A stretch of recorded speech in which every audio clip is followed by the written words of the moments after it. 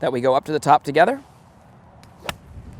and we go down through impact together, okay? Now, the reason I can make that look a little bit easier than most is because I've really owned over time the ability to get my body and the weight in my right foot coiling and loading at the same time.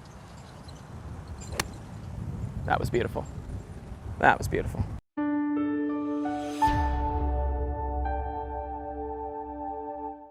I know you haven't been playing a lot right now, but is there anything about your game that just drives you nuts that you're just like, gosh, I wish I could just do this way better?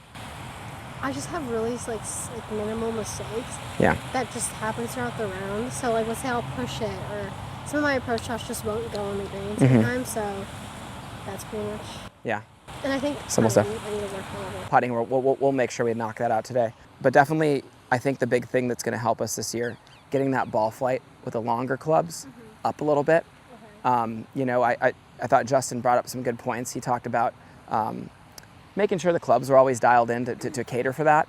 I mean, even when I was, you know, with Bo and some of the better men players in college, they even had to beef up those longer irons a little bit and do some things to them to help that ball shoot up in the air. So that's one thing, you know, we'll talk to Titleist maybe about just helping out the longer clubs. Make sure you have the clubs that are in the top half of the bag, going to give you the height and spin that you need.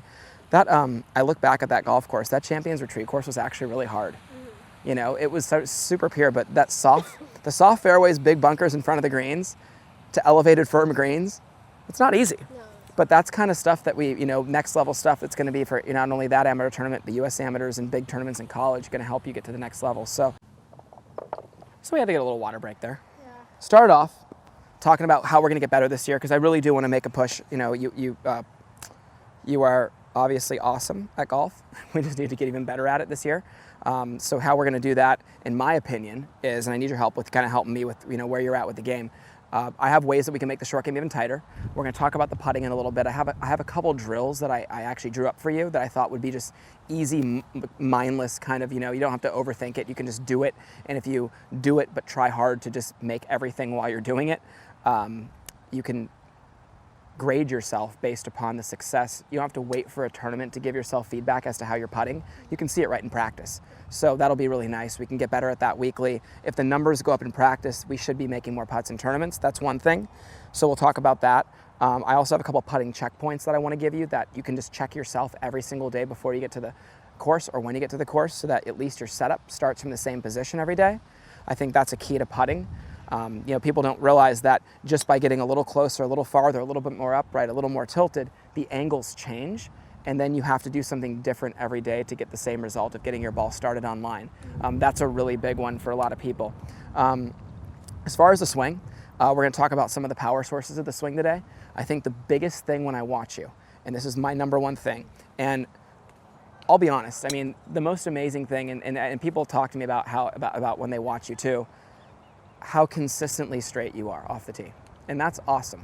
I think that if anything, what can improve off the tee is a little bit of the distance and a little bit of our long irons, ball flight, which is going to come from the speeds and whatnot. But here's the big thing.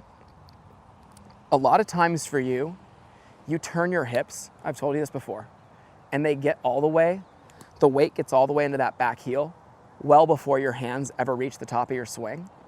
And then as a result, the hips then start to fire and the arms get stuck a little bit behind, and then you have to kind of swing the arms through impact.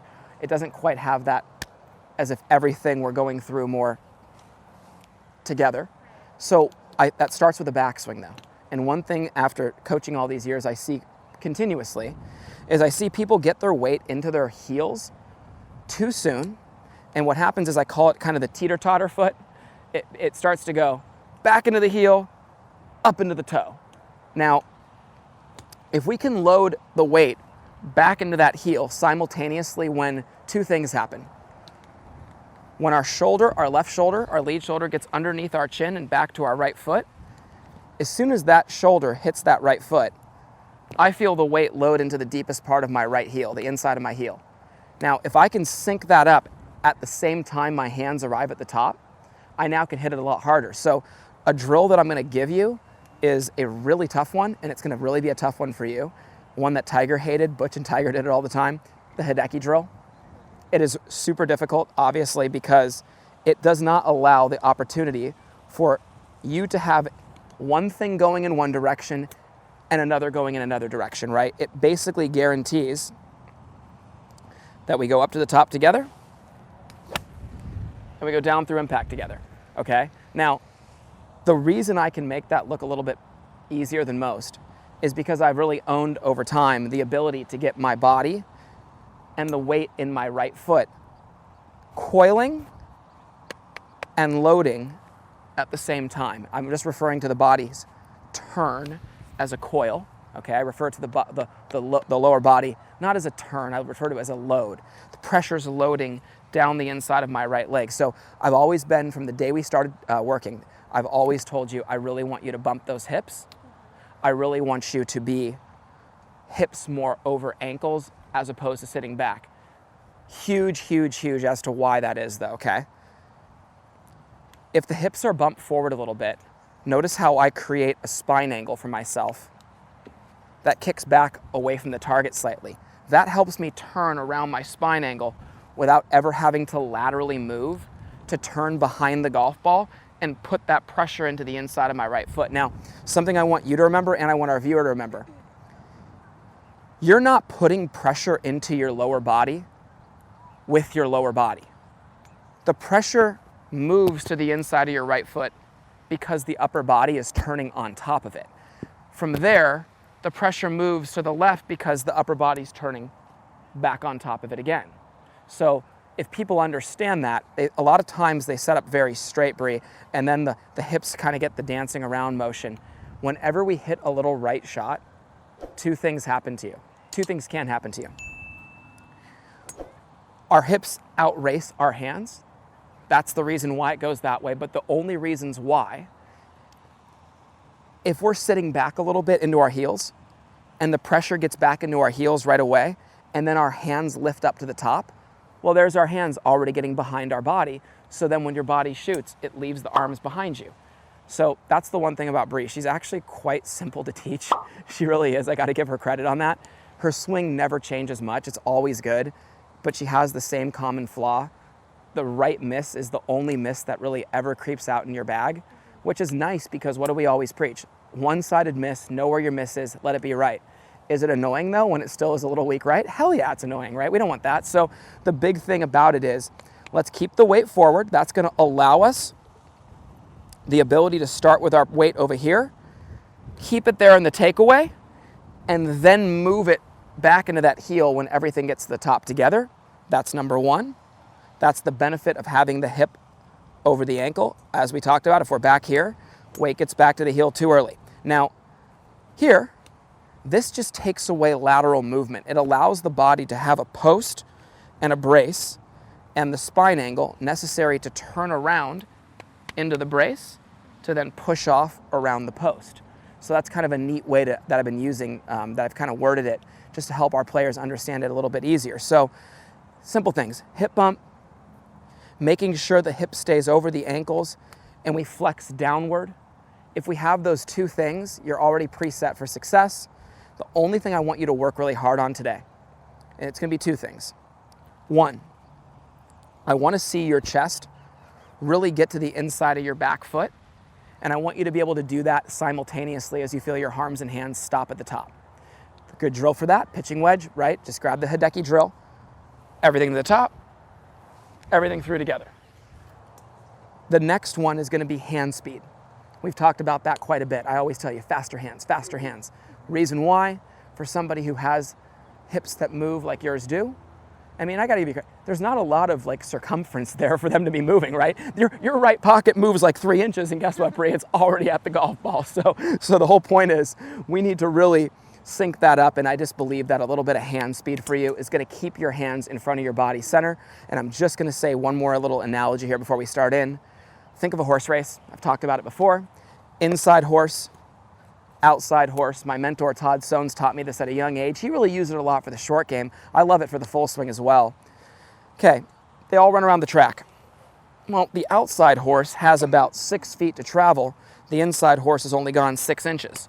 Now, if we want to get back to a finish line right here at the golf ball and have a photo finish with everything arriving together, it only makes sense that no matter how connected we are going back, our hands would have to be a little bit faster than that of our body's rotation to catch up through impact. So hand speed is a good thing.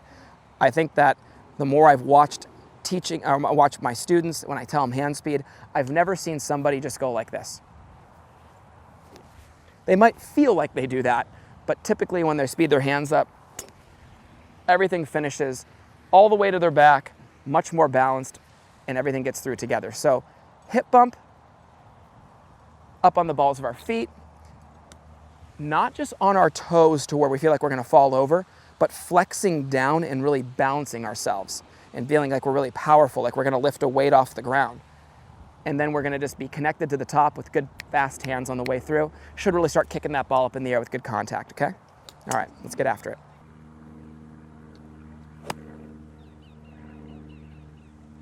See, I already like the way that you gave it a little faster hands on that one. One of the things that I definitely wouldn't hesitate to do, if you guys have, I have one for you if you want it too. I would actually love to give it to you after the lesson. It's in my car. You know those momentous clubs that have a lot of weight to them? Yeah. So they have the mold of the grip. Yeah. Plus they have about, it feels like it's 5 pounds. I don't know exactly how much it is, but what's great about that club is you just being at home, holding that in position, a good 20 seconds, just the use of the muscles that you have to use in order to make that club hold there effortlessly without your arms shaking like crazy. Just rehearse that backswing for me again. Left shoulder back to your right foot. There you go, boom, okay.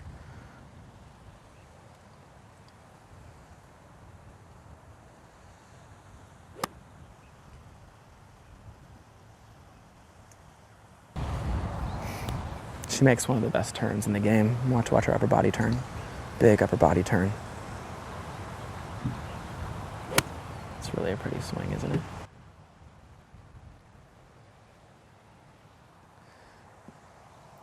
I'm just gonna air it out there. We talked about, for Bri, one of her strengths, just, for the viewer, her use of the lower body. I've always called it very classic, very traditional, very cool. It has it's like the Sam Snead of ladies, I'm telling you. It has that just awesome, awesome, awesome hip action that just clears so effortlessly. That's a strength, a big strength to her swing. It also can be something that causes us to, to get a little bit stuck sometimes. If the hands move with those hips, it's even better. But that was my big thing to her. She asked me, I thought this was really cool. Of you, by the way, we walked down the 18th fairway of the second round, and you asked me, you said, hey, how can I come back next year and win this thing? And I said something along the lines of 15 more pounds right here, But no, seriously, I do mean that. So, I think it's important this year you just tell Justin straight up, or just call the trainer and just say, hey, I'm into this. Let's get after it. Let's get these leg workouts going. She's in great shape. Oh, here we go. Hey, how are you? Nice to see you. Family. I've been carrying around an umbrella of your dad's in my car forever. The last time these two saw each other was at Augusta National. So we were hanging out. I believe Dad and I were having after the round the Crow's Nest beer with Dad, right? The famous Augusta National drink, and oh, nice. Yeah. Winning bets off Dad. I'm just kidding. Good to see you. Yeah. Say hi to Dad for me. I will. Okay. And Mom. Yes. I know. Hey, Dad. How much fun was that? We're referring to the Augusta Open Zam. I was very fortunate. She had to bring her dad, and I brought my pops. So this young lady was able to get us both to Augusta, which is awesome. Been there. Think about what a golf fan that man is, and you're the one to bring him to Augusta. Not one of the men, one of the ladies. Right. Hold it down for the ladies. Someone's got to do it. Yeah. My guys have been taking long enough. Come on, guys. I don't know. I think Cameron or Starkey this year, they might be able to go get it done. And I like that, especially for Brian. I know, Brian. I'm telling you, he's gotta. I would not want to play Brian in match play, nor Cameron.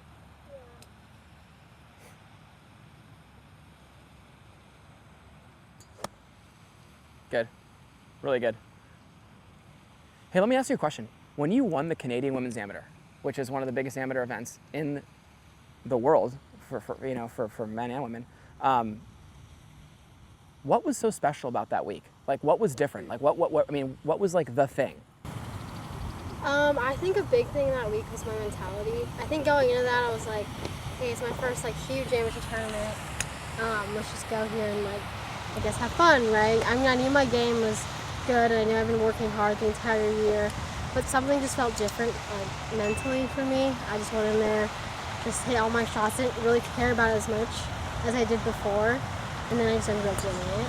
And because the course was a bit longer for me, my woods was really good, my short game was really good, and like I think once I had an 8-foot putt on 11 or 12 to get me to the lead, and I made that, and I just realized like, okay, maybe I think I got this going for me, And you were having to go toe-to-toe against Andrea, weren't you? yeah, Andrea and one of my teammates. Oh my gosh. She's pro now, Jennifer Tang, but Okay. I had to beat those two, and then. So you have the number one woman in the amateur in the world at the time, and probably one of the top Right. 5 or right in there, and then just a little old high school girl at the time, right? That's so cool. No, I wanted to, for our viewers, I know a lot of golf fans would know this one won. Yeah, that was 2019 now, and I believe that year I got a pretty good memory. Help me out. Women's Solheim Cup. Yeah. Didn't you make the winning putt to get Yeah. to clinch it for the team and for the Americans? So So it was at Glen Eagles. It was the last hole. Me and the girl, Mimi Rose from England, we were both going head to head. I think I shot 65 that day. She shot 66. So we were having the round of our lives.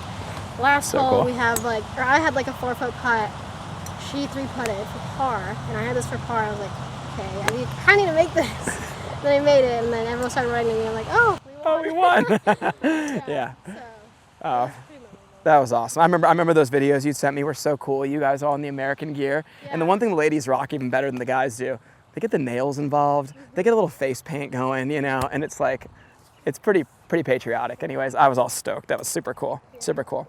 But no, I was just curious where I know the putter has to get working to make runs like that. Yeah, I was just curious. I mean, everybody always not many. Hopefully, a lot of our viewers get an opportunity to, but not many get the feeling. We call it the feeling of greatness, where just stuff's happening and it's big. It's the winning, but the winning mentality is involved in that. And for those who've never had a chance to experience that, it's something. When I've been fortunate enough to have a couple moments like that when I was younger, and I remember just feeling like it just happens, and you can't force it to happen. You work hard leading up. A lot of times it comes after, and I don't know, it comes after sometimes a lot of shortcomings, like where you get close. And you just don't quite get there. You get close again and you just don't quite get there. You see one of your friends win a big tournament and then all of a sudden it's like, click, Right. something's happening this week. And that's when all of a sudden that one putt goes in and it's like, oh my God, I believe it now. It's happening. I mean, that's what was so different with the Canadian Am. I think I had so many opportunities to win or come close, and I was just like, I need something to happen. Yeah. So I went in there with less care, and then I ended up with the win. So that was It's funny because it was actually right before that we were talking and Bri was on a little bit of I wouldn't call it a slump. I would have just said, she would probably call it a slump. I would have said, we weren't winning when we were capable of doing so many times over. And it was like, I just said, hey, hang in there. I have a feeling you're going to win a lot coming up. And then I think you did CIF. Was it the state championship or the state championship. Yeah, second regionals, then state championship. And then I did well at some other AJGAs. And just boom, boom, boom. Oh, you won the one at Satakoy by a lot. Oh, right. Oh my gosh, they won by a lot. That was the start of it, I think. Yeah. That was sort of And that course is no joke too, because I played out there when I was at Pepperdine. That course is hard. No, but it's fun to kind of relive some of those times because you think about, what it is that made it special, what it is that you might have been doing differently. Because I'll be honest with you, when I was walking with her at the Augusta Women's Amateur, and you never like to make excuses. We really got a tough end of the draw. When it rains in the morning and then rains in the morning again when you got to come back and then you get to go back out in the afternoon and then it's windy. It's like, what just happened? Right. But it's life, it's golf. It is what it is. You just battle through it. You played a lot better, I felt, than you actually shot that week. Yeah. I mean, you really did. You did not hit many bad shots, ever, actually. It's just that it's tough to get the ball in the hole when conditions are the way they were. But here we are working today about, just trying to get some of that good energy back. You have the season coming up. When do you check back into school? So school starts the 23rd. Okay. We got, I think, maybe a month or 2 Awesome. So yeah, Here- get it going. Here's what I want you to do on these swings. I want you to, yeah, you're making a big turn. Yeah, you're loading into this lower body. Don't let your arms outswing your body. Keep the arms shorter. Like actually try to work on feeling like it almost, like a 3/4 arm swing with the big body turn, okay?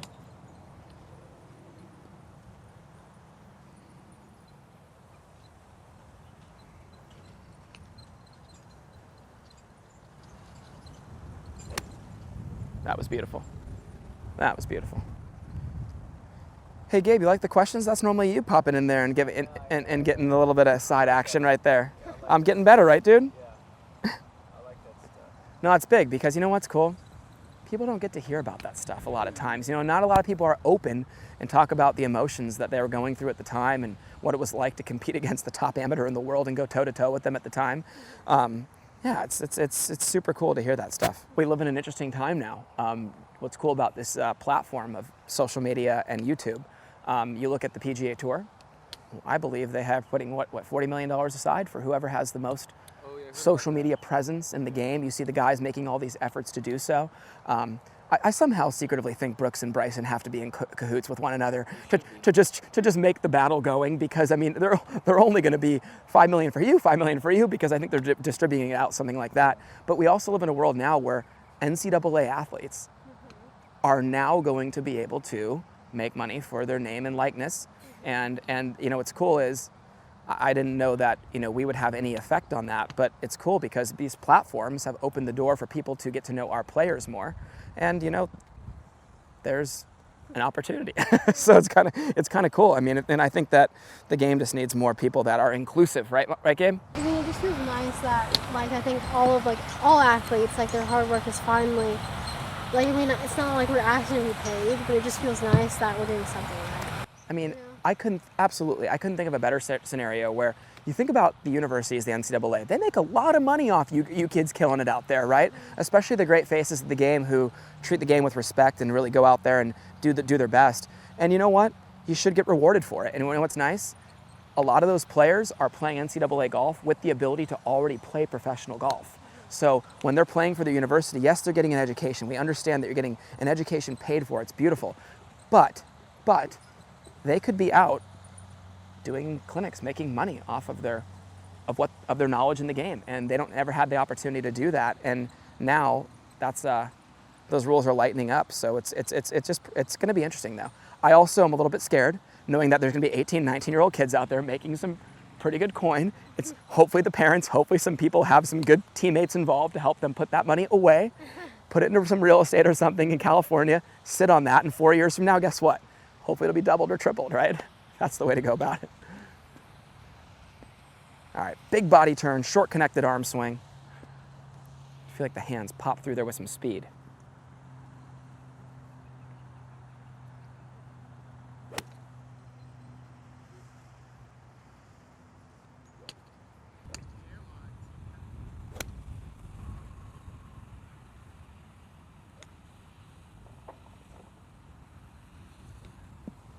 One thing I'd like you to use this year, I know you guys have access to a lot of the TrackMan and a lot of the monitors and stuff, and you've kind of, in the past, we've kind of wondered, being more naturalist. A lot of our students, we look at ball flight. Are we getting the ball in the hole or not? We fix it. How do we use those tools? Smart ways. Carry distance, wedge distances all the time, and your speed. I think weekly speed checks are good for you.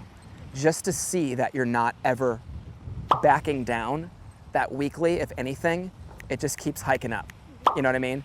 That's something that having the chance, I watched D.A. Points do that when I worked with him. It was really cool, not being a spring chicken out there on tour, he was making sure he was keeping up, and he would check that weekly, and then we'd figure out, okay, if it was not there, what was lacking to not allow for that speed to happen.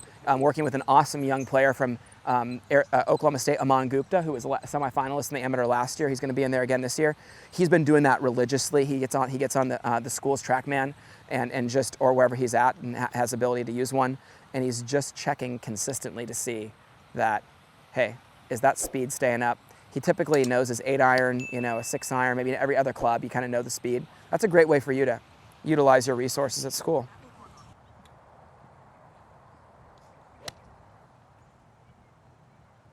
That's got to feel pretty good, right?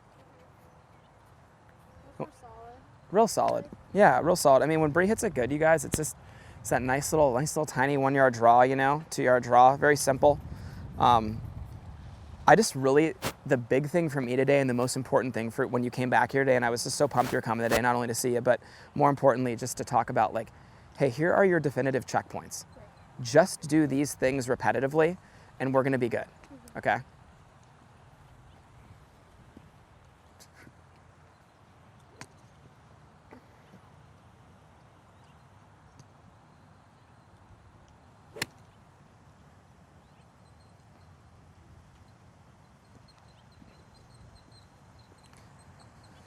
Good. Thank you guys so much for watching our video.